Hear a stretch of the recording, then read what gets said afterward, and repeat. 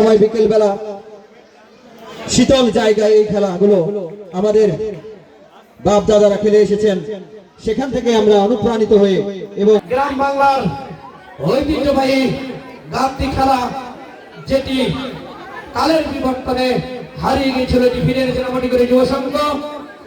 বিভিন্ন ধৈর্যটি সবকিছুর উদ্ধার রেখে চেষ্টা করছি আপনাদের আমাদের আজকের এই ফাইনাল খেলা করার জন্য।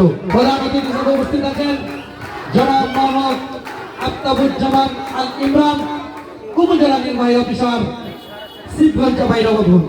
আরো উপস্থিত আছেন বিশেষ অতিথি হিসাবে জনাব মোহাম্মদ মাহমুদুল্লাহ কায়দারি, চেয়ারম্যান ৪ নং মোবারকপুর ইউনিয়ন পরিষদ।